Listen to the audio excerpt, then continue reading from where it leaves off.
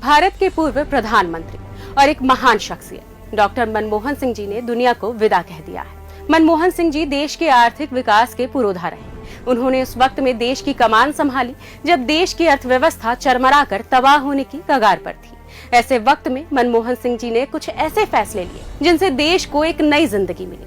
आइए आपको उनके कुछ ऐतिहासिक फैसलों के बारे में बताते हैं। उनका पहला ऐतिहासिक फैसला, देश की अर्थव्यवस्था में उदारीकरण। पीपीपी और वैश्वीकरण लाकर भारत को 1991 के आर्थिक संकट से बचाना रहा। साल 1990 के एंड में जब देश की अर्थव्यवस्था अपनी आखिरी सांसें ले रही थी, उस वक्त में डॉक्टर साहब के इन फैसलों ने उसमें नई जान फूंकी और डूबती अर्थव्यवस्था की नैया पार लगा दी।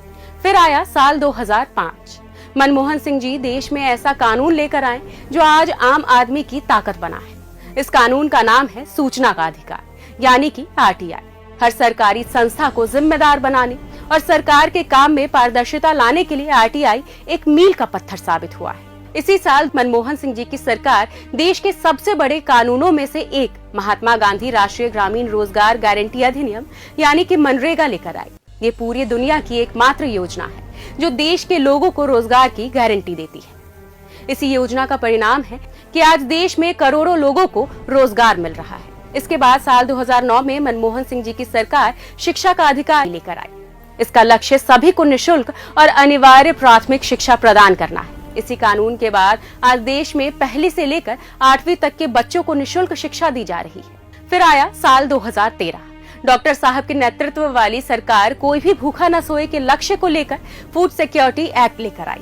इसके तहत आज भी देश के करोड़ों लोगों को मुफ्त अनाज मिल रहा है। ये फैसले तो महज बानगी भर है। डॉक्टर मनमोहन सिंह जी की सरकार ने और भी कई बड़े फैसले लिए। उन्होंने अपने कार्यकाल में 27 करोड़ से अधिक लोगों को गरीबी से बाहर निकाला। 2008 में किसानों का 72,000 करोड़ रुपए का कर्ज माफ किया। भारत को विश्व की तीसरी सबसे बड़ी अर्थव्यवस्था बनाया। साल 2008 में ही भारत अमेरिका परमाणु समझौते पर हस्ताक्षर किए।